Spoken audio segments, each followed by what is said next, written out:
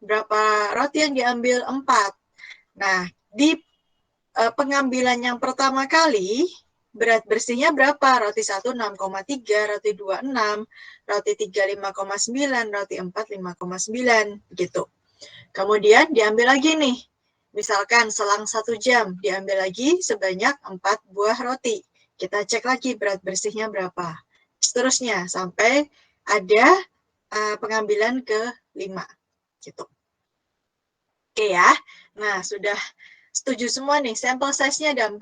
Kemudian di sini diberikan informasi mengenai UCL dari grafik X-bar, yaitu 6,56, LCL dari grafik X-bar, yaitu 5,84, lalu UCL untuk R, grafik R, yaitu 1,141, dan LCL grafik R itu 0. Nah, kita simpan dulu. Kemudian kita jawab dulu pertanyaan pertama. Data di atas termasuk data dengan tipe apa? Data tipe apa? Variabel, Bu. Variabel, kenapa? Karena bisa Karena dia dihitung. berupa angka. Oke, satu-satu. Rania dulu deh. Kata Rania gimana? Ini menurut saya variabel karena dia berupa angka walaupun bentuknya pecahan, Bu. Oke, kalau menurut Audrey? Sama sih Bu, kayak yang Rania bilang, karena dia berupa angka gitu Bu. Karena berupa angka tidak ada kategorial ya, jadi ini termasuk data yang bersifat variabel. Memenuhi semua syarat ciri-ciri data yang bersifat variabel begitu. Nah, apakah proses masih dalam kendali? Ya, kita harus mulai menghitung. Ya, nah misalkan tidak terkendali lagi, maka kamu bisa berikan saran nih di pertanyaan nomor 3. Oke, saya akan ganti tampilannya ke dalam Excel ya, supaya kebayang kurang lebihnya seperti apa perhitungannya. Oke, nah artinya kali ini kita akan membuat 2 chart, R dan juga X-bar. Kenapa? Karena diketahui UCL dan LCL-nya itu untuk R dan juga X-bar, gitu ya. Nah, langkah pertama yang harus kita lakukan adalah langkah pertama di jawaban kalian. Yang harus kalian lakukan apa? Mencari X double bar sama R bar-nya dulu, Bu. Oke, X double bar dulu deh. Didapat dari rata-rata sampel X. Oke, rata-rata. Berarti kita merata-ratakan berapa produk? Yang pertama di rata-ratain tuh kan ada 5 sampel, Bu. Jadi sampel 1 dirata-ratain 4 roti, dan seterusnya sampai yang sampel 5. Terus kalau dari 5-5 di rata-rata baru X double bar itu rata-rata dari kelima rata-rata tersebut. Oke, sip, betul. Saya akan share ya. Jangan ketukar, ya, karena ada yang pernah ketukar nih. Sampelnya ada 5, jumlah produknya ada 4. Dia merata-ratakannya kolom. Gitu ya, salah. Kenapa? Yang dirata-ratakan adalah dari sekali pengambilan, gitu. Sekali pengambilan 4, maka yang dirata-ratakan 4-nya itu, jangan turun ke bawah, gitu. Nggak ada hubungannya kalau kamu merata-ratakan 5 berat ini, gitu ya. Oke, soalnya ada di sebelah kiri. Nah, saya kopikan lagi datanya seperti ini.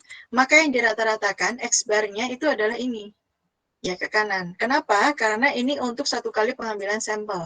Kalau kalian ingat, contoh yang kemarin di PPT itu kan untuk sekali pengambilan sampel, dia akan merata-ratakan berat bersihnya, sama juga seperti yang ini. Gitu ya, ngerata-ratainya ke kanan. Jangan terpaku pada tabel. Tabelnya nanti bisa diubah-ubah. Itu ya, jangan terpaku bahwa oh dirata-ratakannya per baris, jangan. Karena itu pernah terjadi dan salah semua. Ya, harus paham mengenai ceritanya. Gitu. Oke ya. Nah, setelah X-bar kita cari R. R-nya gimana? Sama per pengambilan sampel. Contoh sampel 1, nilai terkecil 5,9, nilai terbesar 6,3, berarti jaraknya adalah 0,4. Itu ya, terus sampai yang bawah. Nah, kemudian kalian bisa gambarkan itu atau Dengan melihat UCL dan LCL-nya aja harusnya sudah paham. Kenapa? Karena nanti yang diplot adalah X-bar-nya. Benar nggak? Yang diplot itu adalah X-bar-nya. Kalau kamu mau ngitung X-bar-bar boleh. Ya. X-bar. Oke ya, pakai huruf nggak apa-apa ya. Sama dengan rata-rata. Nah, 6,05 kamu gambar nih. CL 6,05, OCL 6,56, LCL 5,84. Nah, kemudian diplot. Yang diplot mana yang ini? Kalau nggak diplot juga sebetulnya bisa diketahui. Ya, yang lewat batas yang mana yang saya beri tanda pink nih. Oke ya. 6,025 lewat batas atas enggak. 6,05 enggak. 5,475 dia di bawah LCL, maka saya tandain. 6,075 enggak. 6,625 dia berada di atas UCL. Gitu. Ya, berarti ada 2 titik, ada 2 proses yang tidak terkendali. Ya, sarannya adalah ya langsung dilakukan evaluasi, di track, diteliti, telusuri. Sampel ketiga dan kelima itu diproduksinya kapan, mungkin oleh operator yang mana, kondisinya gimana, gitu ya, operatornya baru saja masuk, atau mungkin baru memulai pekerjaannya, atau mungkin kelelahan, hampir selesai shift-nya, atau bagaimana. Gitu ya, harus segera dievaluasi supaya kita tahu penyebabnya apa dan tidak akan terulang kembali. Gitu. Ini sudah merupakan indikasi bahwa prosesnya itu sudah tidak terkendali. Gitu. Kemudian untuk R-chart, kita punya batas atas 1,141, batas bawahnya LCL-nya 0. Kita cek saja di sini. Ada nggak yang di atas atau di bawah, di atas UCL atau di bawah LCL? Ada. Nih, 1,5 di atas UCL. Ya, maka ada satu titik ketika kita membahas R yang memang berada di atas UCL. Pas kebetulan ini sampel 3, berarti ini menjadi suatu masalah nih. Sampel 3, pengambilannya kapan? Gitu, karena dari segi X-bar-nya maupun R-nya itu terkonfirmasi semua bahwa ini udah di luar batas. Gitu ya. Nah, ada apa dengan ini? Harus diteliti lebih lanjut. Begitu. Oke, nomor 1. Ada yang mau ditanyakan? Ya, Nabila kenapa?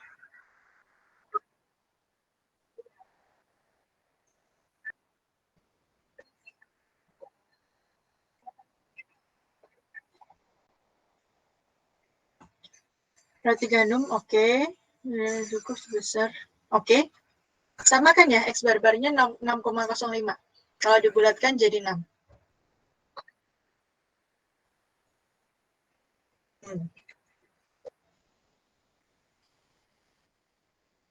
Oke. Gimana? Sama kan ya, X bar-bar kalau tidak diketahui pakai keterangan yang ada di label. Nah, di label kan biasanya bulat ya. Contoh yang di makanan, kemudian yang di produk-produk kamu beli, misalkan berat bersih 75 gram, 200 gram, 150 gram, gitu. Ya, dibulatkan. Nah, hasil perhitungannya pun sama, 6,05 kalau dibulatkan, maunya satu angka aja nih, nggak mau ada koma. Maka sama kan ya, 6 gram, 6 ons gitu.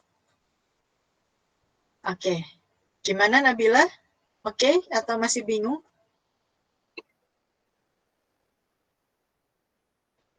Oh ya, kenapa dicari lagi pembuktian aja? Ketika kita bisa untuk membuktikan dua hal itu apakah sama, ya nggak masalah gitu. Kalau yang kemarin, contoh yang kedua kemarin kan kita nggak tahu ya secara X-bar-nya berapa. Maka ya tutup mata gitu. Info yang kita dapat cuma yang ada di labelnya aja. Maka ya sudah gunakan itu. Kalau sekarang bisa dikonfirmasi dari kedua hal ini gitu. Oke. Pertanyaan yang lain, nomor 1 dulu. Kalau nggak ada, kita lanjut ke nomor 2.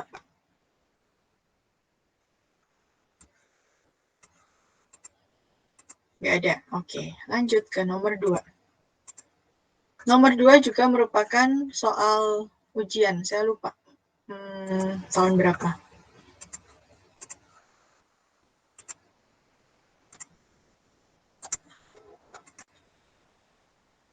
Oke. Sebuah perusahaan sekarang memproduksi mainan anak-anak. Oke ya. Kemudian diketahui bahwa spesifikasi yang diterima konsumen 9,1 plus minus 0,15. Itu ya. Lalu pengendalian kualitas dilakukan dengan cara mengukur panjang 6 pedang setiap jam selama mesin dioperasikan. Dalam 8 jam kerja, mesin perlu dimanaskan selama 1 jam. Oke, ada istirahat ya, 1 jam dulu, baru dapat beroperasi secara lancar. Oke, berikut adalah data yang didapatkan dalam satuan inci.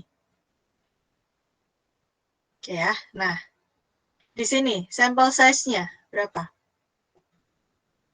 6, Bu. 6. Ya, pasti ya. Sampel size-nya 6 karena dinyatakan secara eksplisit dengan cara mengukur panjang 6 pedang setiap jam. Oke, berarti kita akan melakukan pengamatan atau pengambilan sampel selama berapa jam? Selama 7 jam, Bu. Selama 7 jam karena diberitahu jam kerjanya adalah 8 jam, tetapi di 1 jam itu butuh dipanaskan dulu dan lain-lain sehingga bisa beroperasi secara lancar gitu. Maka kebayang bentuk tabelnya beda, kebalik ya. Data kolom dan barisnya itu kebalik dengan soal nomor 1. Jadi di sini membuktikan bahwa kamu nggak boleh ngafalin tabel ya. Tidak selalu yang baris itu apa, tidak selalu yang kolom itu apa. Gitu. Cara bacanya gimana? Cara bacanya adalah menurun. Oke ya. Pengamatan pertama, sampel yang diambil adalah sekian. Gitu. Nah, oke, buat peta kendali, oke. Analisa dari peta kendali. Kemudian untuk yang C, nanti saya simpan dulu ya. Jawaban kalian boleh macam-macam terserah gitu ya, karena nanti akan saya hubungkan dengan apa yang hendak saya sampaikan setelah kita bahas soal ini. Oke, saya akan ganti ke tampilan Excel-nya.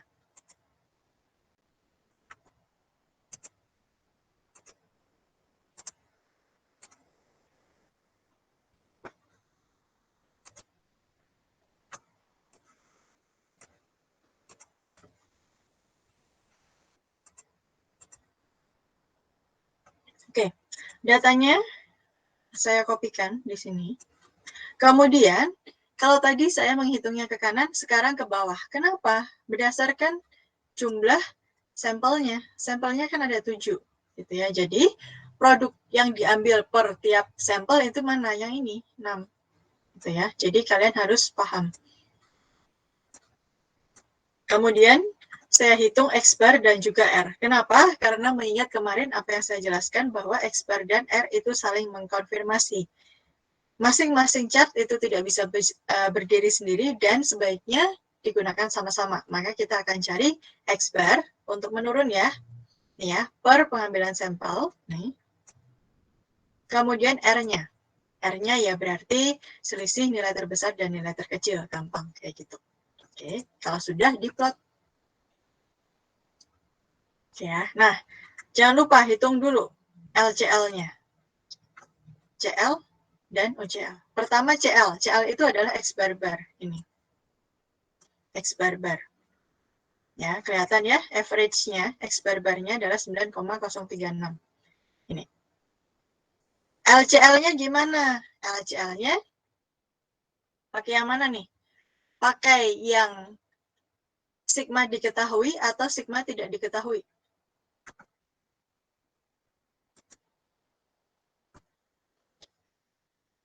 Tidak diketahui, Bu. Tidak diketahui ya, karena kita sekarang lagi ngomongin peta X bar. Itu ada 2 jenis, ketika sigma diketahui dan tidak diketahui. Karena di sini standar deviasi populasinya tidak diketahui, pakailah yang ada rumusnya, gitu ya. Ini udah diberitahu. A2, D3, D4, D3, D4 pada dasarnya untuk menghitung peta R, A2-nya diketahui dengan cara ya lihat tabel dan kita udah tahu N-nya atau sample size gitu. Bisa didapatkan ya LCL dan OCL-nya. Begitu pula dengan peta R. Peta R. R-bar-nya berapa? R-bar-nya ya di CL ini. Ya, 1,45 sekian gitu. Oke. Kemudian LCL-nya bisa dihitung dengan cara mengkalikan dengan D3, UCL-nya dengan mengkalikan dengan D4. Beres. Digambar. Nah, setelah digambar, dilihat masih dalam batas nggak? Gitu ya. Kita lihat nih. Untuk X bar masih dalam batas.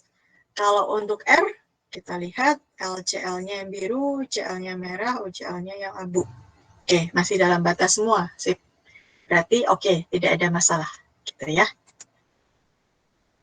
A dan B sudah terjawab. Untuk yang C nanti saya akan jelaskan nanti ya. Terkait dengan teori yang berikutnya. Oke, sampai sini nomor 2. Apakah ada pertanyaan?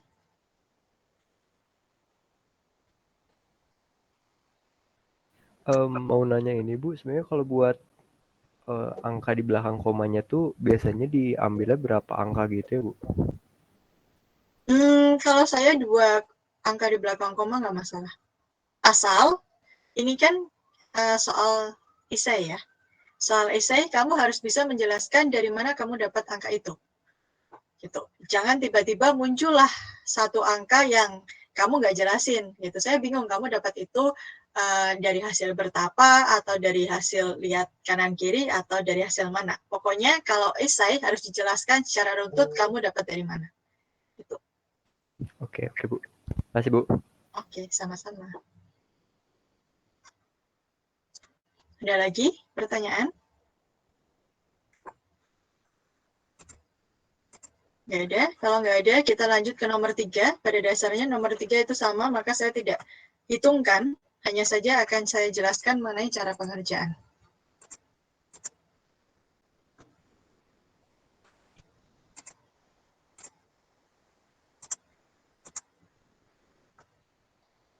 Oke, soal nomor 3 saya ambil dari textbook.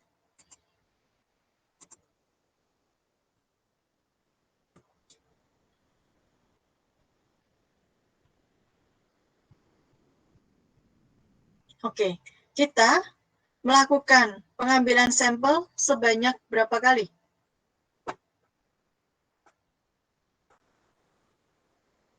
24 kali bukan Bu? 24 kali, betul. Ya, dan di sini dibilang bahwa dia setiap jamnya mengambil 4. Gitu. Tetapi 4 itu secara masing-masing produknya itu nggak kita ketahui, hanya saja mereka sudah hitungkan X bar dan juga R. Gampang ya, kita tidak perlu menghitung rata-rata, X bar-nya sudah diketahui, kemudian range-nya juga sudah diketahui. Lalu pertanyaannya adalah develop appropriate control chart. Artinya kita harus buat X bar chart dan juga R chart. Ya. Nah, caranya gimana? X bar chart. Kita sudah tahu X bar-nya. X bar-nya di sini sudah diketahui. Kemudian kita bisa hitung X bar bar. X bar bar ini sebagai CL. Kemudian UCL-nya kita hitung dengan cara menggunakan UCL yang menggunakan A2, yaitu ketika sigmanya tidak diketahui. Dapatlah UCL, LCL-nya sama dengan rumus yang sudah diberikan. Kemudian diplot, dilihat apakah ada hasil pengamatan X bar-nya. Ini nanti X bar-nya diplot ada 24 titik. Ya, apakah ada yang di atas UCL atau ada yang di bawah LCL? Jika ada, berarti kamu bisa analisis ini prosesnya tidak terkendali. Gitu. Begitu pula untuk R, kita hitung R bar, kemudian kita hitung UCL dan LCL-nya dari rumus R chart, kemudian kita plot 24 titik, lalu kita lihat apakah ada yang di atas UCL atau ada yang di bawah LCL. Gitu. Oke ya, sama ya seperti nomor 1. Ini lebih mudah. Ada pertanyaan dulu untuk nomor 3?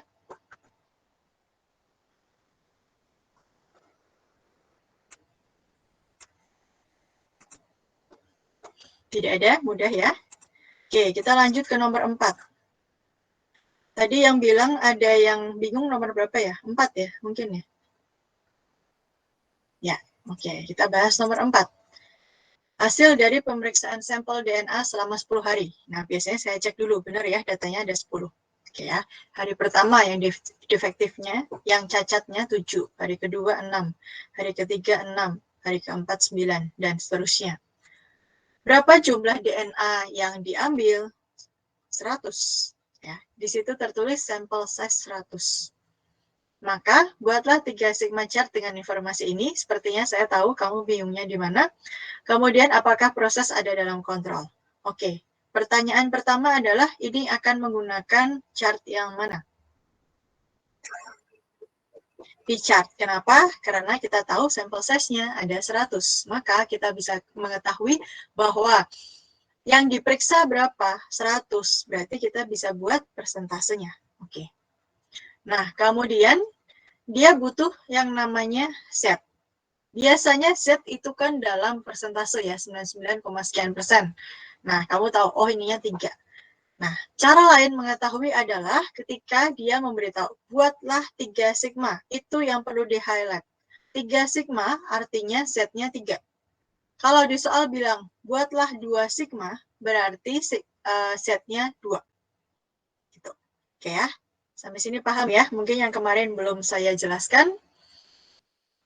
Sekarang jadi paham bahwa kalau dibilang 3 sigma, maka setnya 3, 2 sigma, setnya 2. Gitu, sesuai dengan angka di depan sigmanya berapa.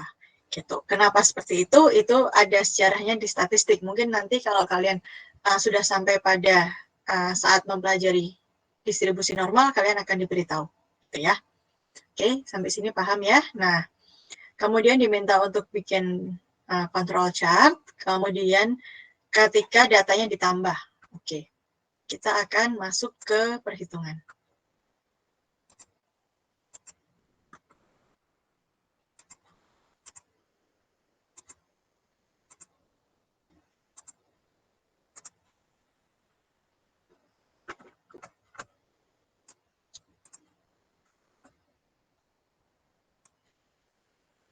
Oke, kurang besar dikit.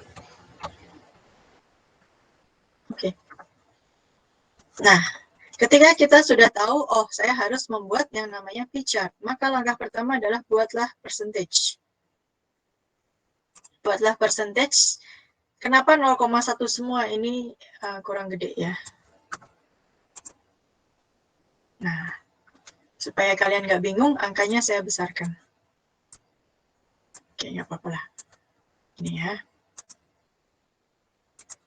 Oke. Dibuat ke persentase semua. Kemudian, seperti biasa, kita tinggal masukkan rumus P-bar. Kita udah tahu ya. P-barnya, rumusnya, intinya adalah semua jumlah cacat, kemudian dibagi, ada berapa sampel, 10, kemudian kali sampel size-nya berapa. Nih, 100.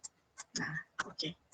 Kemudian setnya sesuai dengan informasi yang ada di soal 3 sigma berarti setnya 3.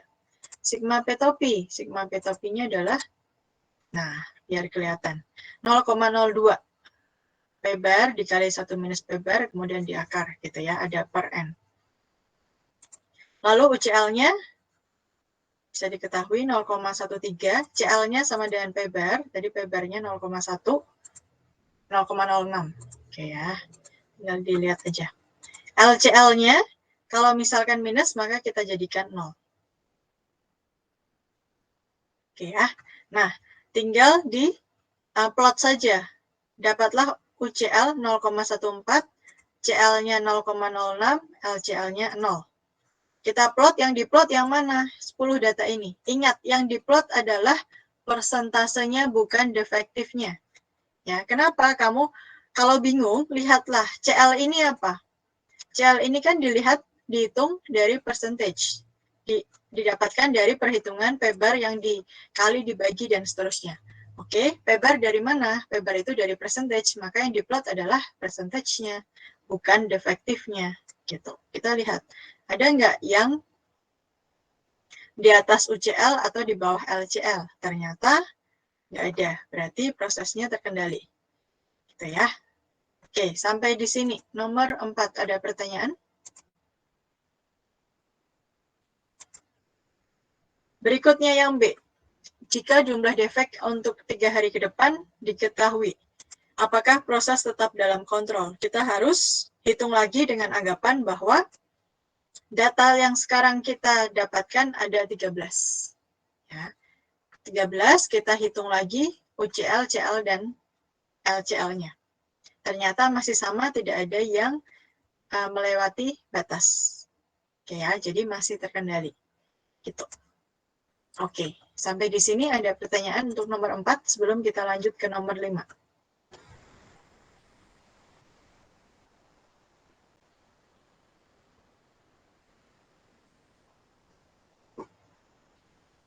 Bu mau nanya Bu, kalau buat yang percentage itu tuh berarti misalkan defektifnya 7 itu tuh dibagi 100 Bu. Iya, dibagi sampel size-nya. Kalau sampel size-nya 200 ya berarti dibagi 200 gitu. Oke. Oke, berarti bukan dibagi 100% gitu ya Bu, tapi sesuai sampel size-nya aja berapa? Iya, kebetulan ini sampel size-nya 100. Kalau sampel size-nya 1000 ya berarti 7 dibagi 1000 gitu. Oke. Ya. Masih Bu. Nah, intinya adalah biar nggak bingung karena ini membingungkan. Mungkin percentage dibagi 100 kah atau dibagi angka yang lain. Intinya adalah berapa defektif dibagi total yang diperiksa. Gitu, total yang diperiksanya 100. Oke, lanjut ya. Kita lanjut ke soal ke-5.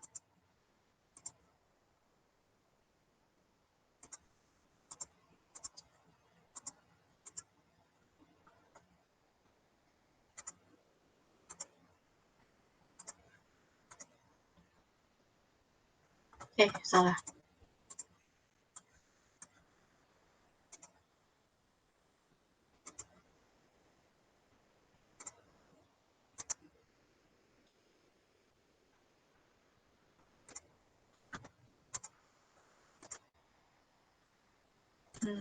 Oke. Soal nomor 5.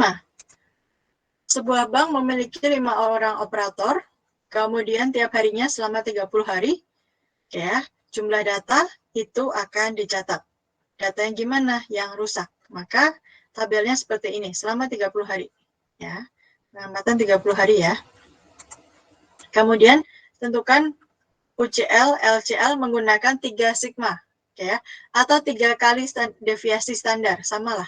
Itu sama seperti soal nomor 4, artinya setnya 3. Ya, 3 sigma itu setnya 3, 3 kali deviasi standar, setnya juga 3. Gitu. Gambarkan control chart, kemudian analisa. Nah, berarti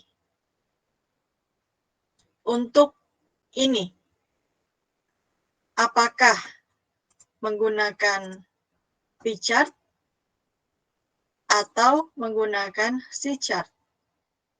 Atau menggunakan X-bar atau menggunakan R? Menurut kamu yang mana?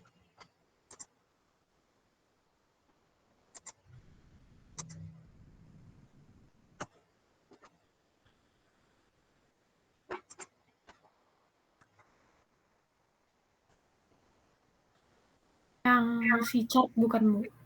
Yang C-chart, kenapa? Karena kita mau cari control chart-nya Bu. Gambar control chart-nya. Kan bisa pakai P-chart juga.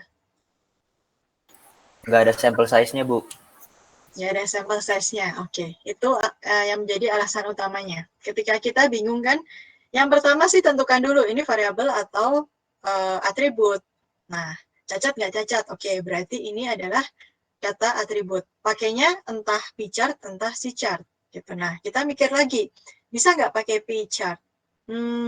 Nggak ada jumlah total data yang kita periksa. Gitu ya. Jadi, berarti kalau gitu kita pakai C-chart. Oke, ketika kita sudah tahu ini menggunakan C-chart, maka harusnya mudah. Tinggal kita tentukan CL, UCL, LCL, gambar, kemudian analisa apakah ada titik yang ada di luar batas. Sudah selesai. Ya. Nah, ini. Setnya kita tahu 3, kemudian si barnya adalah dijumlah semuanya, kemudian dibagi rata. Ya, kita cari si bar rata-ratanya. Oke ya, akar si bar ini untuk menentukan UCL. Oke, kemudian hitung UCL dengan rumus, LCL dengan rumus, ingat saya tulis di sini, hasilnya minus, maka akan dijadikan 0. Ya, LCL-nya dijadikan 0. Karena mengingat ini apa? Ini data, nggak mungkin data yang cacatnya ada minus. Gitu. Nah, UCL-nya sama dengan C-bar. Gitu. Kita analisis apakah ada data yang di luar spesifikasi yang sudah kita tentukan. Ternyata ada nih. Ya, data ketiga, hari ketiga dan juga hari ke-21 di atas UCL. Gitu. Oke, maka ada cacat di hari ketiga 21, proses yang tidak terkendali harus dilakukan evaluasi lebih lanjut.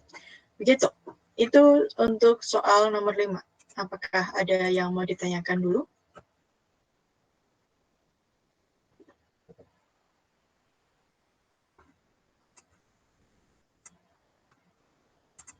Tidak ada. Kalau tidak ada, lanjut ke soal nomor 6.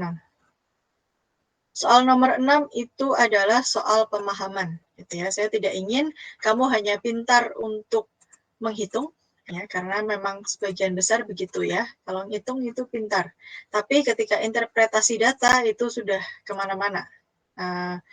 Tidak bisa menjelaskan mengenai angka yang kamu dapat. Oke ya. Nah, bentar. Oke, langsung saja deh. Soal nomor 6.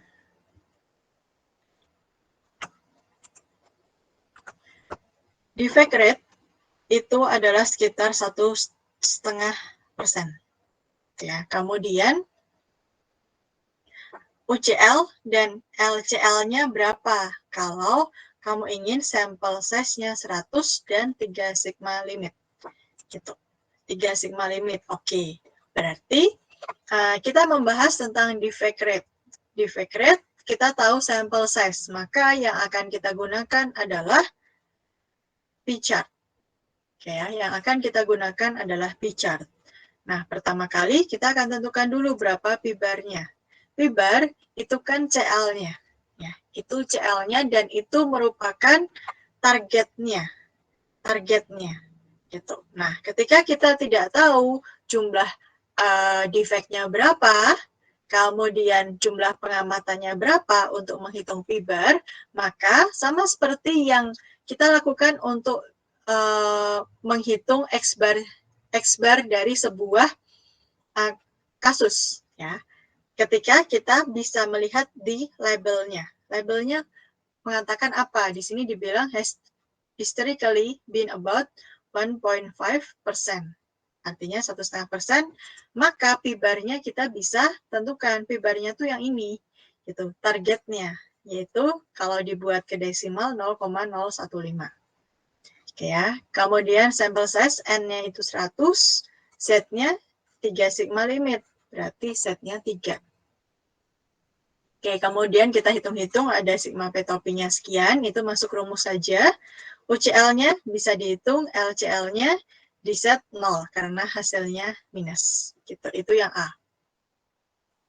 Nah, yang B, yang C, yang D itu adalah terkait sensitivity analysis. Gimana kalau sampel size-nya berubah? Gitu. Nah, ini harus dilihat dari cara perhitungannya gimana. Ya, yang pertama sampel size-nya 100 menjadi 50. Ya, 50 dengan sigmanya sama. Oke. Apa akibatnya? Lihat di sini. Oke, sampel size-nya mengecil, berarti nilai sigma P-topinya adalah membesar, ya, karena dia kan di penyebut. Gitu. Oke ya. Maka dari sini sigma topinya membesar, UCL-nya jadi rumus untuk dapat UCL LCL-nya gimana kan penjumlahan ya, penjumlahan dan pengurangan. Jadi range-nya itu akan semakin besar. Itu ketika sampel size-nya dikecilkan. Kalau sampel size-nya sama, tetapi sigmanya diubah. Nah, sigmanya diubah gimana? Kalau sigmanya diubah mempengaruhi Z. Oke ya, Z-nya menjadi penjumlahan juga. Oke, berarti dia semakin besar. Gitu ya. Nah, kurang lebih begitu. Jadi harus lihat dari cara perhitungannya gimana. Kalau dia ada di penyebut, berarti membuat hasilnya semakin besar. Kalau letaknya di pembilang, maka kalau semakin kecil, pembilang semakin kecil, maka hasil semakin kecil. Kalau pembilang semakin besar, hasilnya akan semakin besar juga. Gitu. Oke ya. Apa yang terjadi dengan sigma P, P topi, ketika sample size larger? Sigma P topinya akan mengecil ketika sample size-nya membesar, karena dia menyebut gitu ya. Nah, kalau yang F, sepertinya kamu bisa mencari tahu sendiri. Kurang lebih begitu ya. Ini hanya masalah pemahaman kamu terhadap cara perhitungan saja. Nomor 6, ada yang mau ditanyakan? Nggak ada lah ya. Oke. Kemudian nomor 7. Nomor 7, soalnya apa? Kita baca dulu sebentar.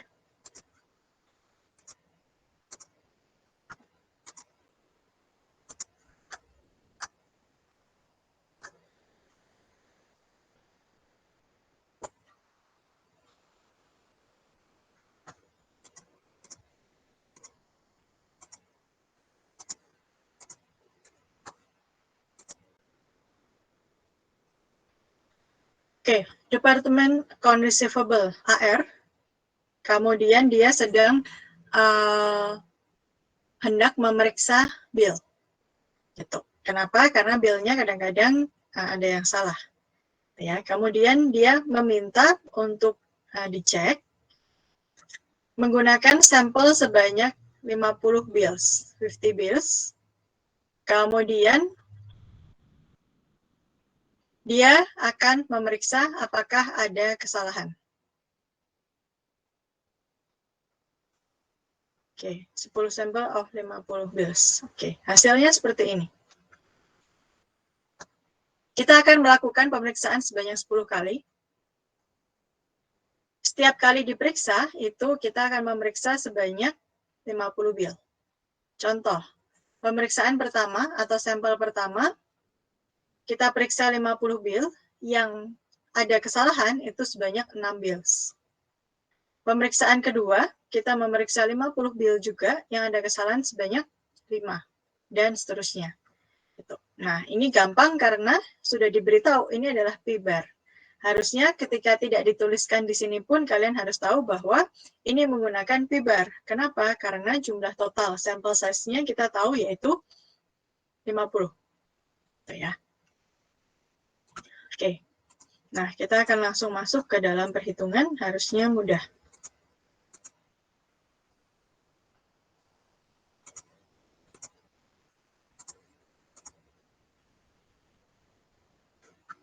Oke. Sampel size kita sudah tahu 50, kemudian saya susun ulang untuk hasilnya seperti ini. Total jumlah bill yang salah ada 47 dari 10 kali pengambilan sampel. Ya, kita buat persentasenya. Nah, ini tadi yang ditanyakan, apakah selalu 100? Enggak. Ketika sampel size-nya 50, berarti 6 dibagi 50. Oke ya, 6 dibagi 50, bukan 6 dibagi 100. Itu hasilnya 0,12 dan seterusnya. Nah, ini ditulis nih, data yang diplot di grafik itu adalah persentasenya, bukan yang ini.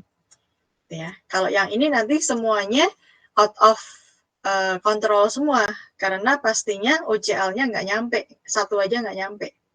Ya, OCL-nya 0,2. Itu. LCL-nya di set jadi 0. Oke ya, nah ada nggak yang melebihi batas atas ataupun di bawah batas bawahnya? Kita lihat ternyata ada sampel ke-3. Nah, maka disimpulkan prosesnya tidak terkontrol. Gitu. Oke. Sampai soal nomor 7, soal terakhir. Apakah ada pertanyaan?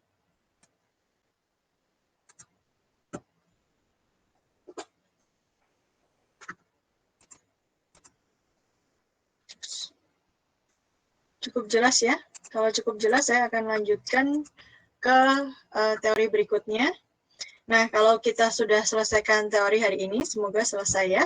Maka di pertemuan berikutnya kita akan lanjutkan ke materi berikutnya. Jadi kita tidak akan bahas kualitas lagi, kita akan bahas mengenai layout. Gitu. Ya, meskipun ada pertanyaan. Bu, kita kelas pengganti jadinya kapan, Bu? Sorry. Di grup, kamu udah masuk grup belum? Udah, Bu. Kemarin, oh, bentar, sorry. Kamu yang hari Kamis ya? Hari Kamis kan, cuman Kamis libur, Bu. Nanti saya kabarin ya. Oke, Bu. Baru hari ini saya akan diskusi dengan TU gitu. Semoga sudah bisa dimasukkan ke siakat secepatnya. Intinya adalah mungkin kemungkinan di tanggal 10 dan 17. Ya, di Oke, Bu. Terima kasih. hari Kamis ya, 10-17 nanti satu SKS setelah kuliah biasa gitu. Oke, kalau nggak ada pertanyaan kita lanjutkan dulu ya.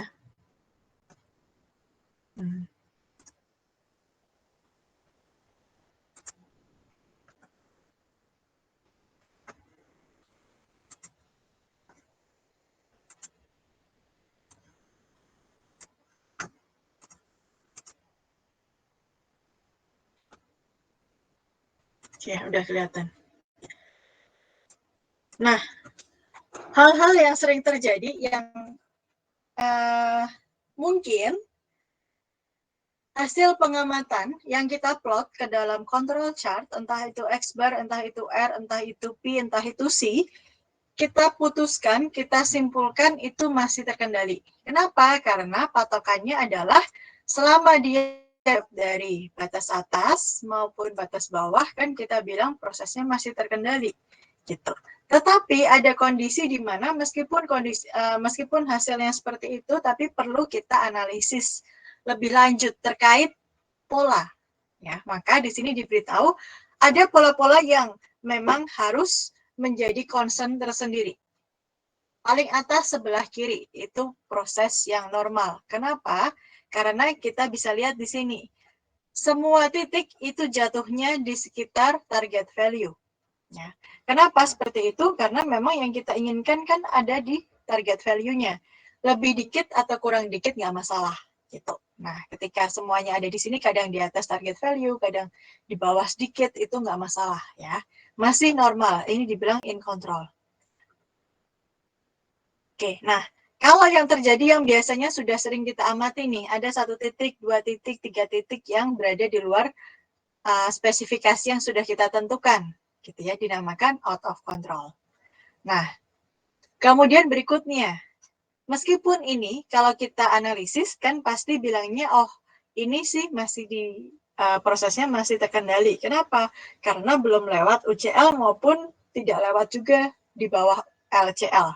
Gitu. Tetapi di sini dibilang bahwa ketika sebuah hasil pengamatan sudah membentuk sebuah tren, entah tren ke atas, entah tren ke bawah, ya, dan itu biasanya dibentuk dari 5 kali pengamatan. Di sini dibilang 5 poin. 5 poin kan sama dengan 5 kali pengamatan ya. Itu udah ada 5 titik yang dia membentuk tren entah ke atas atau ke bawah, maka ini sudah harus dibuat sebagai warning, ya, dijadikan sebagai warning. Kenapa? Karena kalau terus-menerus membuat tren, artinya lama-kelamaan kalau tidak dievaluasi, tidak ditangani, maka lama-lama akan keluar, entah dari UCL maupun keluar dari LCL. Pastinya ada sesuatu yang salah, gitu. Berdasarkan pengamatan sih kemungkinan karena mesin yang digunakan, gitu ya. Secara umumnya seperti itu. Tetapi yang perlu diperhatikan di sini butuh pengamatan. Ya. Atau yang titik yang di bawah nih, 2 titik di sangat mendekati LCL. Ya. 2 titik artinya ini kejadian berturutan. Gitu. 2 titik di dekat lower atau mungkin di dekat upper. Ya. Belum kena tapi sudah mendekati. Nah, kalau dibiarkan sama saja, hasilnya adalah bisa jadi nanti suatu saat lewat, karena sudah tinggal sedikit lagi. Gitu. Butuh diinvestigasi lebih lanjut. Atau kurang lebih mirip seperti dia membuat tren, hanya saja ini trennya sudah di atas target, gitu ya, atau di bawah target. Membuat trennya kalau berbeda sedikit, kalau ini masih lumayan, karena dia pernah di bawah target, pernah di atas target, tapi kalau ini sudah selalu naik ke atas. Gitu. Ini juga berbahaya, apalagi yang paling kanan bawah. Ya. Ketika kadang-kadang bisa mendekati LCL, kadang-kadang bisa mendekati UCL. Itu range-nya itu sangat besar. Nah, concern pertama adalah di range ini. Range-nya sangat besar.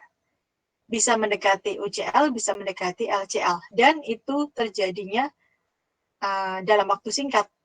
Percobaan hanya selang 2 kali pengamatan sudah berada di atas atau mendekati UCL. Ini yang berbahaya. Gitu ya. Nah, kurang lebih itu adalah investigasi lebih lanjut terkait meskipun hasil yang kita putuskan masih berada di dalam kontrol. Tapi untuk kasus seperti ini butuh yang namanya investigasi lebih lanjut. Gitu. Nah, kemudian setelah statistical proses control, kita akan membahas hal yang mirip dengan itu, yaitu proses capability. Oke ya, proses capability. Nah, oke, bentar. Oke ya, kelihatan. Proses capability. Ketika kita kemarin membahas statistical process control, itu artinya kita ingin mengamati apakah proses yang kita lakukan itu masih terkendali atau tidak. Gitu. Di mana natural variation itu ya sudah kita kompensasi dengan memberikan batas atas dan batas bawah. Gitu. Harusnya kalau misalkan tidak ada sesuatu kejadian yang luar biasa yang di luar perkiraan kita, maka hasil produksinya ya masih berada di dalam rentang UCL dan juga LCL. Gitu. Nah, kemudian yang kita akan bahas di proses capability itu adalah terkait design specification, toleransi. Gitu. Toleransi akan berkaitan dengan variasi dari produk yang dihasilkan. Kemampuan sebuah proses untuk bisa menghasilkan produk di dalam spesifikasi desain yang kita tentukan, itu yang dinamakan proses capability. Nah, design specification atau spesifikasi desain itu dibuat oleh siapa? Biasanya oleh si engineering. Gitu ya, karena dia yang tahu spesifikasinya. Oke, Audrey. Dia yang tahu spesifikasinya, dia yang membuat misalkan sebuah mesin, gitu ya, dia tahu dia bisa menghasilkan toleransinya berapa. Contoh, jangka sorong, penggaris, gitu ya. Si pembuatnya pasti tahu, oh ini bisa menghasilkan atau bisa digunakan untuk mengukur dengan toleransi sekian. Gitu. Nah, untuk proses capability sendiri ada 2 pengukuran yang kita gunakan, yaitu yang dinamakan proses capability ratio, CP, dan proses capability index, CPK. Oke ya. Nah, ini nanti juga akan ada hubungannya dengan soal nomor 2 tadi. Nomor 2, kita nanti akan kaitkan dengan proses capability, di mana kalau kalian tadi baca, di nomor 2 itu sudah diberikan spesifikasi. Ya, spesifikasi, nah kita nanti akan lihat apakah spesifikasinya itu masih bisa menghasilkan proses yang stabil atau tidak, gitu ya. Oke. Nah, kita masuk ke proses capability ratio atau CP. Oke, untuk materi ke depan ya, materi ke depan selama hari ini itu semuanya berkaitan dengan statistik, gitu ya. Jadi harus paling nggak sedikit-sedikit bisa paham tentang statistik. Kalau nggak nanti pusing. Atau mungkin setelah kamu dapat statistik bisa diulang lagi materi ini. Oke, nah proses capability ratio. Kita akan mengukur apakah sebuah proses itu capable nggak. Prosesnya baik atau enggak, gitu. Intinya begitu. Ya. Nah, targetnya apa? Apa yang bisa menentukan proses yang sedang kita hadapi itu capable atau enggak? Nah, kalau capable enggak, syaratnya adalah hasil dari prosesnya itu harus berada di rentang UCL dan LCL-nya, atau di sini upper and lower specification-nya. Gitu. Nah, secara umum, proses produksi yang terjadi itu biasanya mempunyai variasi plus minus 3 standar deviasi. Itu Didapatkan dari mana tiga standar deviasi? Itu adalah dari hasil penelitian, baik secara statistik gitu ya.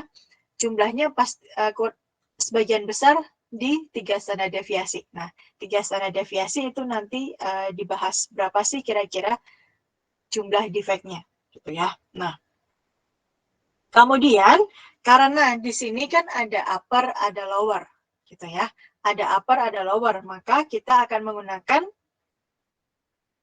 secara total itu kita menggunakan 6 kali standar deviasi. Maka di sini kenapa 6? Gitu ya, karena kita bayangkan bahwa toleransinya itu adalah 3 standar deviasi. Itu yang natural, itu yang normal, gitu ya. Batasannya 3 standar deviasi. Tetapi kan itu dari target ke atas dan juga ke bawah. 3 standar deviasi ke atas dan 3 standar deviasi ke bawah. Kalau ditotalkan, range-nya berapa? Itu 6 standar deviasi. Maka rumus CP-nya adalah upper specification kurangi lower specification dibagi 6 standar deviasi. Nah, oke. Kita akan masuk ke contoh supaya lebih mudah untuk menentukan hasilnya itu apa sih, gitu ya. Oke, di sini di GE, Insurance Claim, rata-rata pemrosesan klaim itu adalah 210 menit. X-bar rata-ratanya. Didapat dari mana? Didapat dari hasil pengamatan. Ini yang terjadi ya. Ini yang terjadi rata-ratanya adalah 210 menit. Dan sigma standar deviasinya adalah 0,516 menit. Gitu ya, kurang lebihnya segitu. Itu dari hasil pengamatan. Kemudian kita diberitahu bahwa design specification-nya itu adalah 210 plus minus 3 menit. Ini design specification-nya. So, dibilang bahwa dengan demikian, batas atasnya berapa? 213 menit. Batas bawahnya, ya 210 kurangi 3, 207 menit. Gitu. Kemudian kita bisa hitung proses capability ratio-nya berapa. Yaitu CP. Upper specification-nya 213, lower-nya 207, dibagi 6 kali sigma. Sigmanya kan kita tahu, 0,516. Gitu. Oke ya. Nah, maka kita dapatkan CP-nya adalah 1,9. Nah, sekarang masalahnya adalah artinya apa? Kita sih bisa ngitung ya.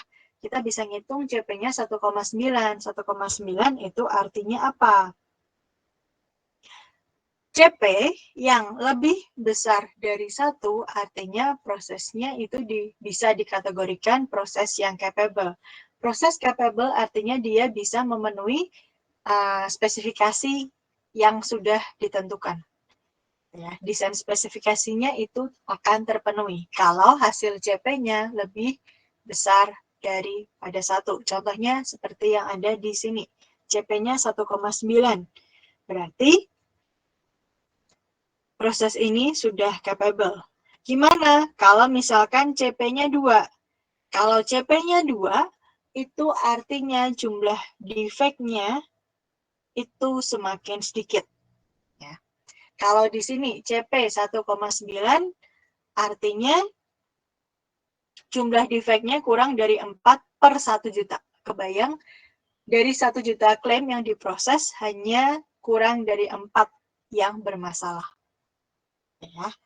Oke. Atau dengan kata lain, misalkan nih CP-nya 2, hanya sekitar 3,4 klaim yang tidak sesuai. Dari berapa? Dari 1 juta. Gitu. Oke ya, cukup besar. Intinya CP lebih besar itu lebih baik. Batasannya berapa? 1. Oke. Ini adalah rangkumannya. CP-nya harus minimal 1. Kalau 1 sendiri itu dibilang tidak capable. Semakin besar itu semakin bagus. Itu ya. Nah, kalau Six Sigma, nanti kita akan bicara tentang Six Sigma. Six Sigma itu membutuhkan CP-nya 2. Kenapa? Karena targetnya dia adalah sangat-sangat kecil. Jumlah defeknya sangat kecil. Gitu. Maka CP-nya harus tinggi. Yang kedua, yaitu proses Capability Index atau CPK. CPK dihitung dengan cara seperti itu. Ya. Nah, sama mirip dengan CP, bahwa capable proses, sebuah proses dikatakan capable kalau punya CPK-nya paling enggak 1,33.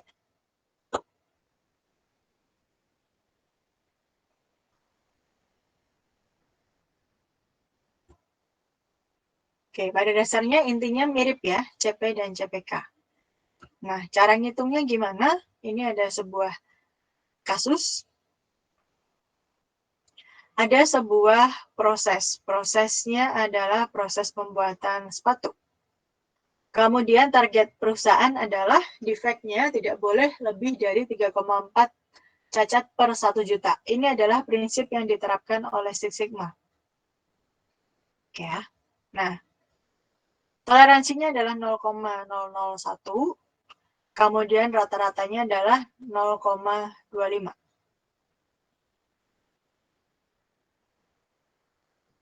Oke, nah silahkan dihitung seperti ini.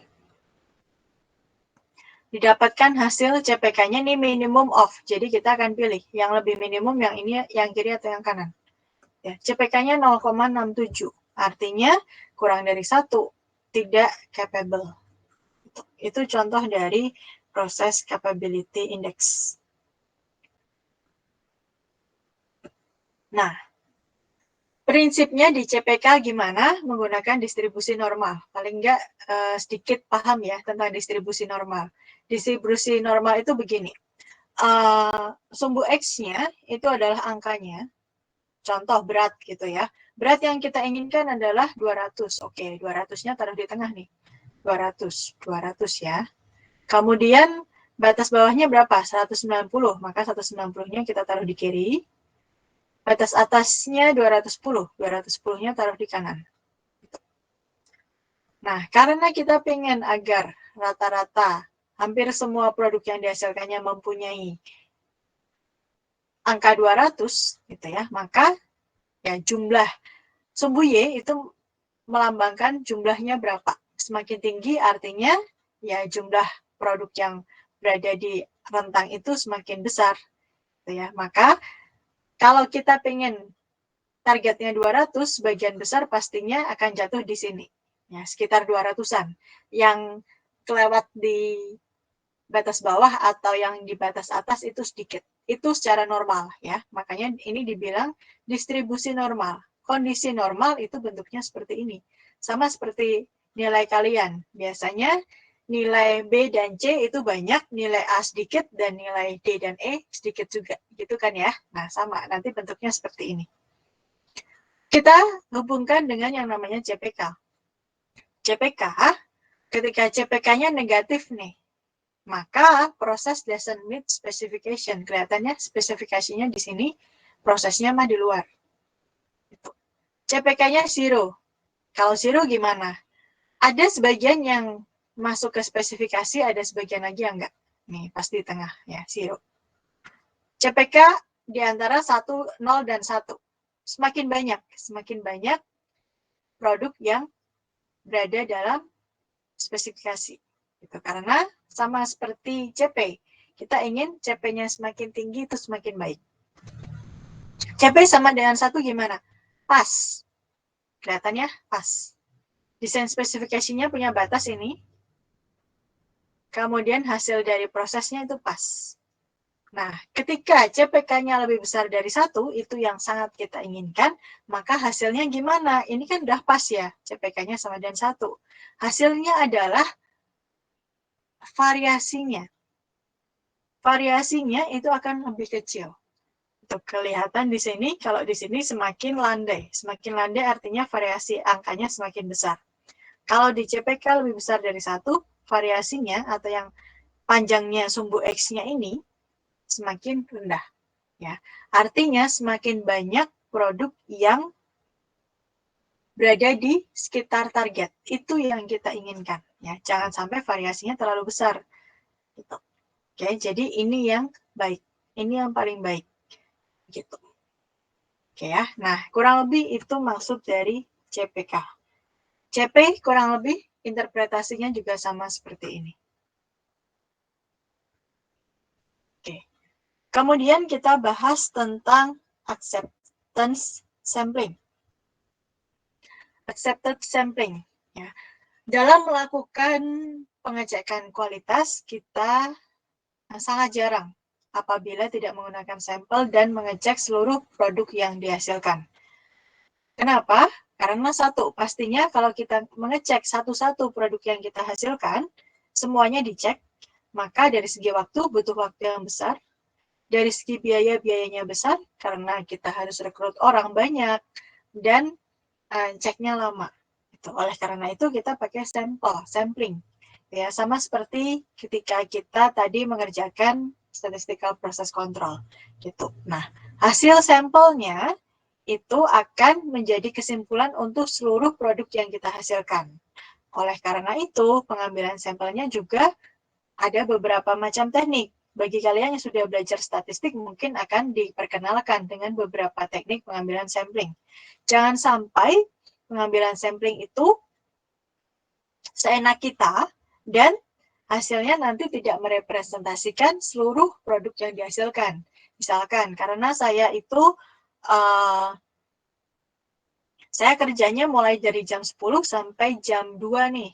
Maka saya ambil saja hasil produksi yang dihasilkan jam 10 sampai jam 2. Gitu. Padahal proses produksinya berlangsung 24 jam. Kan tidak adil ya buat yang lain. Buat produk yang dihasilkan misalkan jam 5 pagi. Produk yang dihasilkan jam 10 malam. Gitu. Kita harus representatif. Gitu.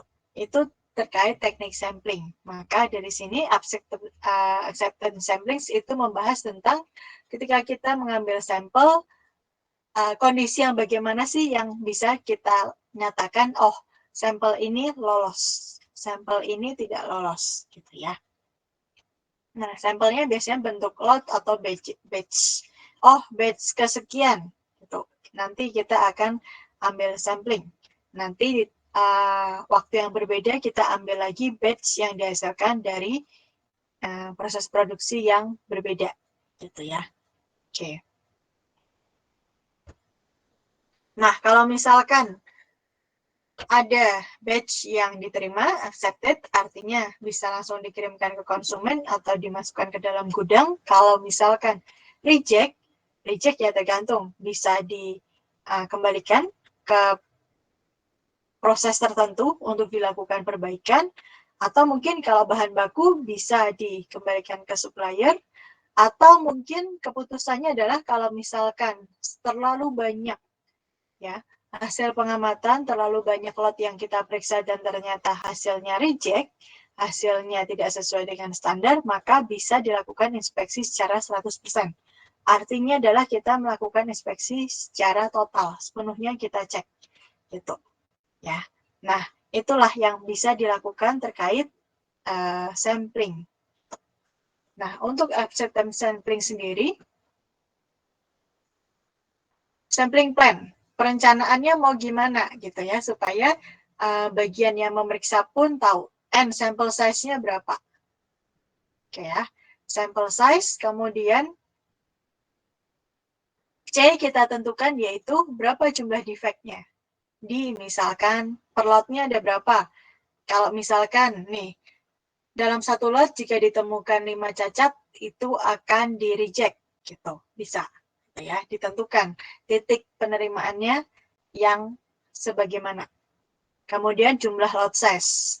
Jumlah lot size yaitu berapa kali kita akan mengambil lotnya.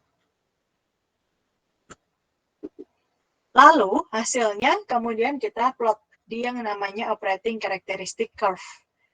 Ya, ada X, ada Y. Nah, gambarnya adalah nah, kurang lebih seperti ini.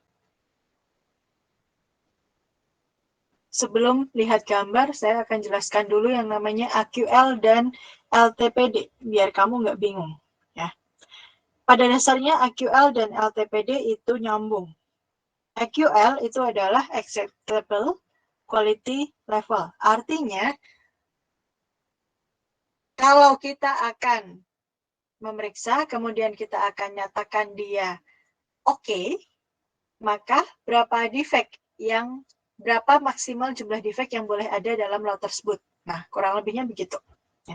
Contoh, jika AQL-nya dibilang 20 defect di per 1000 item gitu. Maka dinyatakan AQL-nya adalah 20/1000, 2% defektif gitu. Ya, itu cara bacanya. Kalau misalkan tertulis AQL-nya adalah 2% defektif, artinya berapa? 2/100, atau kalau 20 ya 20/1000 gitu ya. Itu AQL. Kalau LTPD adalah low tolerance percent defective. Artinya di sini adalah berapa yang kita nyatakan cacat. Gitu.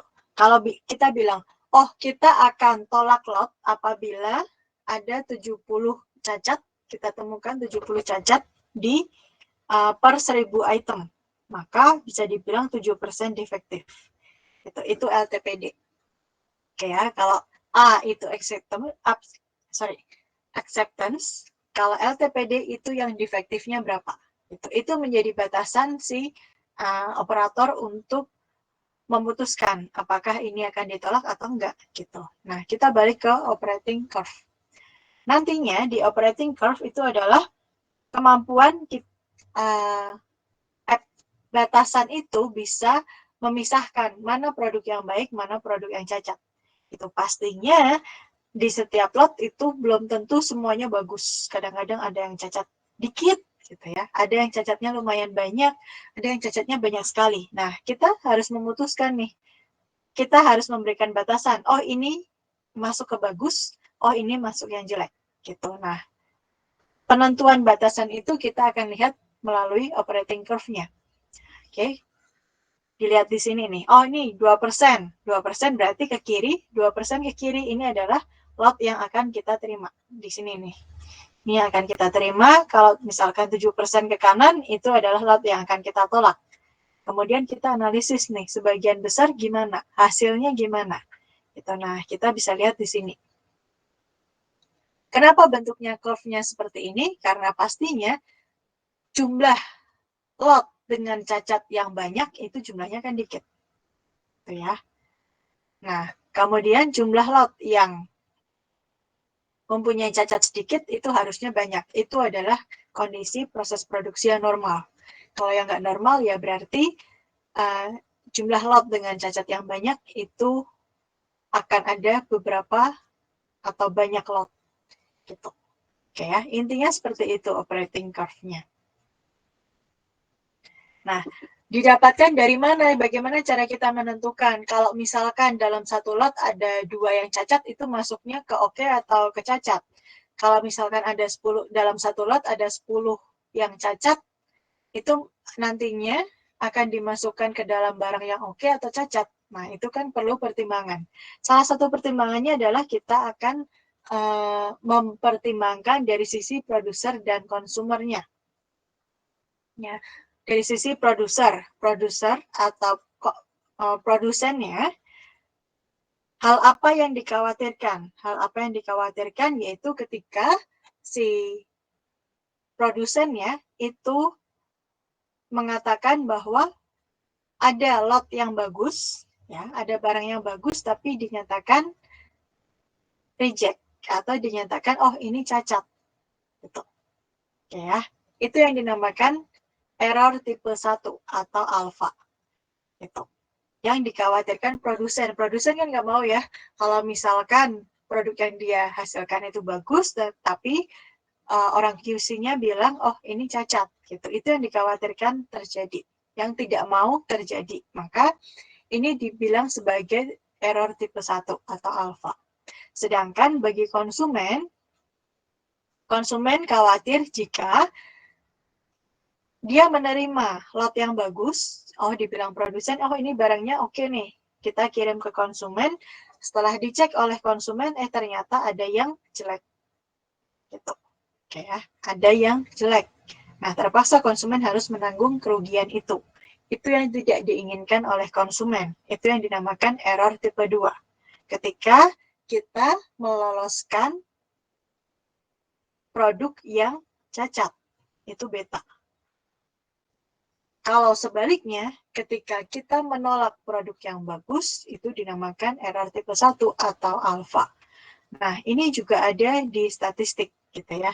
Ada kesalahan-kesalahan yang terkait dengan pengecekan kualitas. Begitu. Oke, nah kalau dipetakan kurang lebih seperti itu.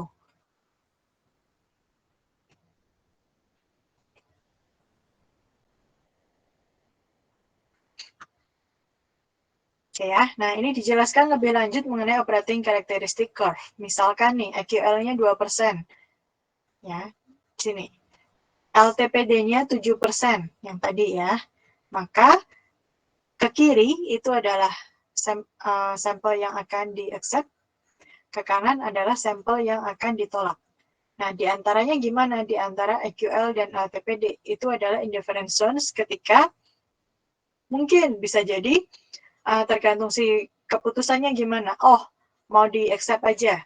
Atau harus diperiksa lebih lanjut. Nah, itu. Ya. Yang jelas adalah ketika kita set ini, EQL, LTPD, itu harus bisa membedakan. Ya. Sejauh apa sih konsumen bisa menerima tingkat kecacatan? Gitu. Ya, misalkan nih produknya itu sangat-sangat premium. Maka produsen harus bisa set tingkat kecacatannya itu sekecil mungkin. Karena produknya premium. Beda dengan produk yang biasa. Kalau produk biasa mungkin ada lecet-lecet dikit di produknya, itu konsumen nggak masalah. Kenapa? Karena harganya juga murah, misalkan gitu. Tapi kalau yang harganya mahal kan pengennya kualitasnya bagus. Maka setting EQL dan LTPD-nya itu harus disesuaikan dengan produsen dan juga konsumennya. Gitu. Sehingga di sini ketika kita mengplot di operating characteristic curve, itu akan memudahkan kita untuk melihat apakah benar nggak sih batas gini yang akan kita tentukan untuk menentukan apakah sebuah produk itu nantinya kita akan golongkan sebagai cacat atau baik. Gitu.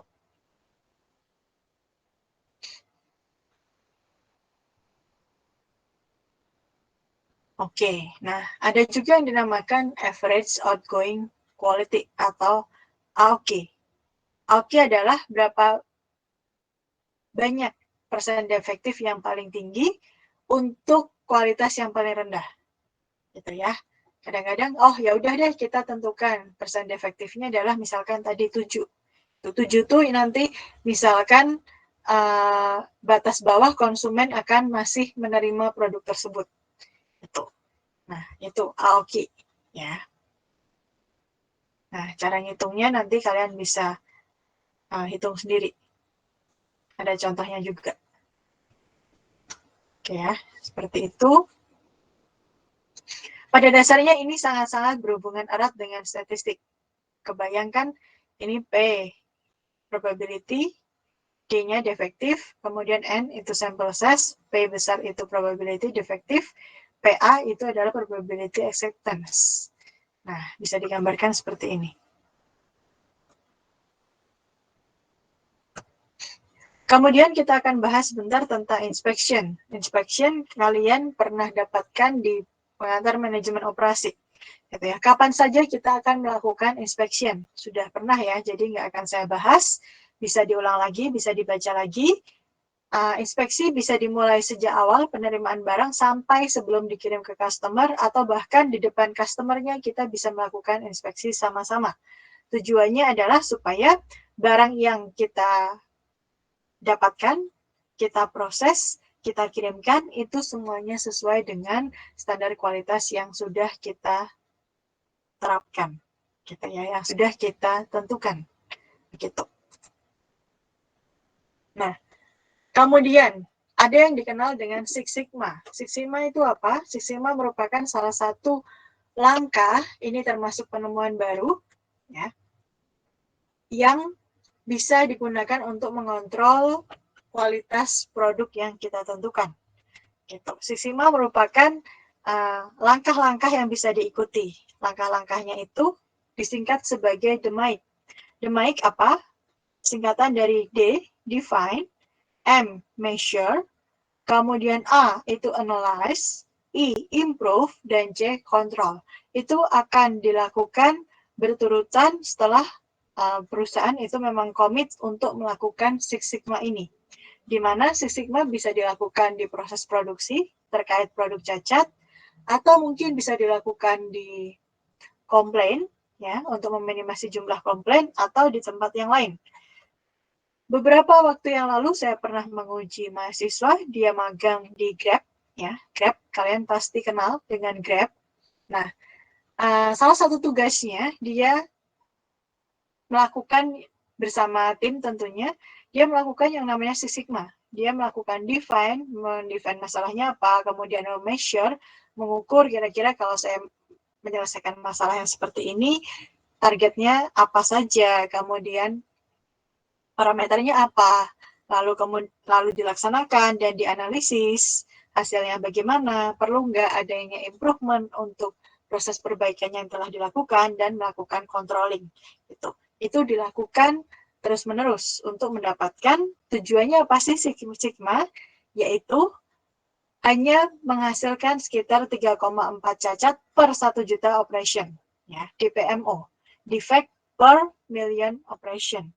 Gitu. Bayangkan 3,4 cacat per 1 juta operation, itu sangat-sangat kecil, dan kalau memang bisa diterapkan, Six Sigma ini merupakan langkah yang sangat baik. Karena susah sekali untuk bisa menghasilkan 3,4 cacat per 1 juta produk yang dihasilkan. Normalnya berapa? Normalnya adalah seperti yang tadi sudah dibicarakan, 3 sigma.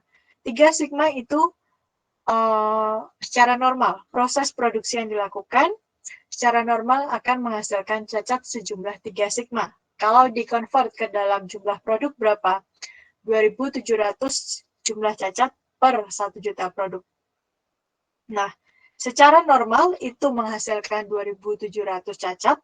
Kalau Six Sigma, dia mengklaim bahwa hanya akan menghasilkan sekitar 3,4 buah.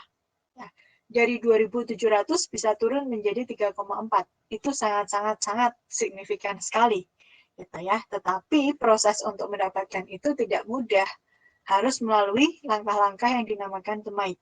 Dan butuh kerjasama dari semua pihak yang terlibat. Gitu. Sehingga 3,4 cacat ya per 1 juta produk itu bisa dicapai. Gitu. Nah, kenapa ini menjadi satu concern? Karena terutama di perusahaan manufaktur, permasalahan yang terus-menerus dibahas dari waktu ke waktu itu adalah tentang cacat. Gitu. Cacat itu menjadi satu momok, satu masalah yang tidak pernah berakhir. Gitu ya. Selalu ada cacat. Biasanya berapa? Kurang lebih di satu perusahaan saya pernah mengetahui bahwa target cacat itu adalah 5% per departemen. Gitu. Kadang bisa capai kurang dari 5%, kadang tinggi. Ya, meskipun setiap bulan sudah merancang metode improvement yang hendak dilakukan, tapi tetap saja penyebab cacat itu banyak sekali. Gitu ya. Kalau yang satu diperbaiki, mungkin bisa timbul cacat dari tempat lain. Ya. Dari tempat lain sudah selesai, bisa jadi timbul cacat dari hal yang lainnya. Itu karena cacat tidak hanya berasal dari mesin, tetapi juga dari operator, dari bahan baku, dan dari yang lain-lain. Gitu ya. Jadi ketika sebuah perusahaan bisa menerapkan Six Sigma, itu akan menjadi hal yang sangat baik. Nah, kemudian selain Six Sigma ada juga satu lagi yang dinamakan Taguchi Concept. Taguchi Concept pada dasarnya mirip ya seperti Six Sigma, dia juga menggunakan prinsip statistik di sini, menggunakan prinsip distribusi normal, kelihatannya di sini ya. Selalu ada distribusi normal karena ini menunjukkan persebaran dari kualitas produk yang dihasilkan. Gitu. Nah, di sini prinsipnya sama ya, Taguchi Concept memfokuskan pada meminimasi variasi produk yang dihasilkan. Entah itu dari beratnya, entah itu dari panjang, mungkin entah itu dari dimensi yang lain, intinya adalah kita ingin memperkecil variasi. Gitu. Produk yang baik apabila dia jatuh di sekitar target saja. Ini target, dilihat ya, base itu terbaik, hanya kurang lebih berada di sekitar target. Good, kalau misalkan variasinya lebih besar. Fair, kalau variasinya lebih besar lagi. Intinya adalah semakin besar variasi, semakin besar range dari sebuah dimensi produk, itu akan dinyatakan semakin jelek. Gitu. Sampai pada akhirnya ketika di luar batas atas dan batas bawah itu dinyatakan bahwa produk ini sudah cacat, tidak bisa diterima. Gitu ya, sudah perlu disingkirkan dan dilabeli grade yang berbeda. Gitu. Itu yang dinamakan Taguchi konsep. Konsepnya mirip ya.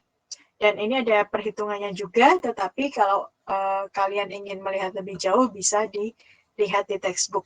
Ini hanya sebagai pengetahuan awal untuk kalian. Gitu. Ya. Oke, kurang lebih materi tentang kualitas sampai sini. Hitungannya adalah ada di statistical process control ya. Intinya di situ. Oh ya, kemudian terkait soal yang tadi, soal nomor 2. Soal nomor 2 itu dari analisa peta kendali. Anda menyimpulkan bahwa perusahaan ini mempunyai kemampuan untuk memenuhi spesifikasi enggak? Gunakanlah perhitungan di CP dan CPK. Mana ya CP? CP, kalian silahkan hitung upper specification dan lower. Di sini diberitahu 9,1 plus minus 0,15.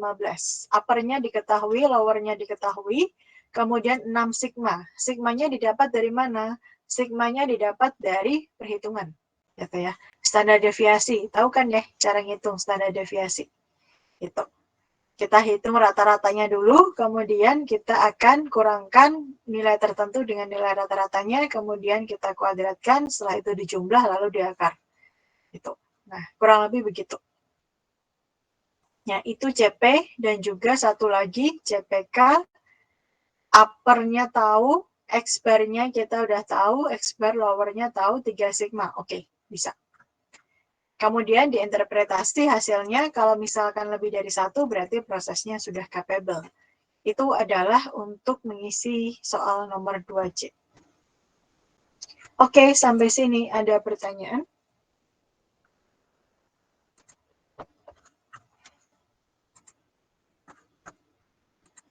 Nggak ada? Bu, saya ingin tanya, Bu. Ya. Berarti kalau untuk standar deviasinya itu bisa pakai S nggak, Bu? Standar deviasinya bisa pakai S. Memang pakai S. Iya, saya tadi lihat di internet, jadinya apakah benar, Bu, kalau R bar dibagi D2, cara mencari S? Cara mencari S itu kan standar deviasi sampel ya, setuju? Iya, Bu. Standar deviasi sampel gunakan aja yang gampang. Standar deviasi yang biasa. Jadi hitung rata-rata, kita kan punya rata-rata. Kemudian XI dikurangi X bar, lalu dikuadratkan, dijumlah, kemudian diakar. Kalau hasilnya sama dengan perhitungan R2 dibagi itu yang kamu dapat di internet, berarti ya oke gitu. Karena saya nggak tahu sejarahnya gimana. Dapat R2 tadi apa, Rania? Kalau D2 tuh jadi tadi saya lihat kayak semacam tabel gitu, Bu, yang kayak A2, D3, D4, tapi ada yang tabel D2. Nah, saya nggak tahu D2-nya itu kan dapat dari mana gitu. Jadi saya pakai rumus yang biasa aja, yang menghitung S yang biasa. Kan ada kan ya, dulu di SMA gitu diajarin cara menghitung standar deviasi yang versi biasa gitu. Versi inti. Iya, Bu. Nah, mungkin sama sih, karena kan dia nggak tahu D2 itu dapat dari mana gitu ya. Kalau kamu bisa tahu dan reasonable, itu nggak masalah gitu. Oke, Bu. Terima kasih, Bu. Oke. Yang penting adalah standar deviasi, kamu kan tahu itu adalah range-nya. Itu adalah selisih nanti selisih antara nilai dia dengan nilai rata-rata gitu ya. pedomannya tahu. Nah, nanti kalau misal dengan menggunakan cara lain, tapi kurang lebihnya kalau sama ya nggak masalah. Gitu. Oke ya, jadi kemampuan analisa saja. Bu. Oke, sip. Ada pertanyaan yang lain?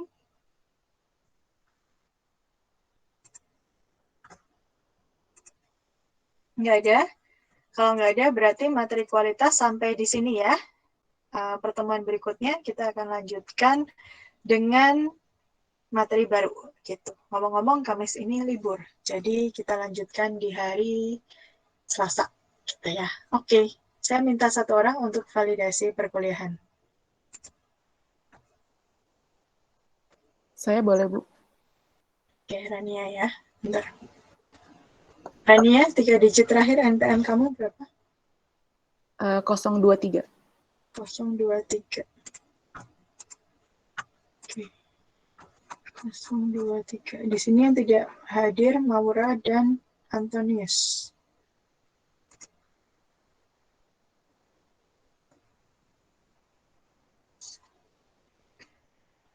Oke.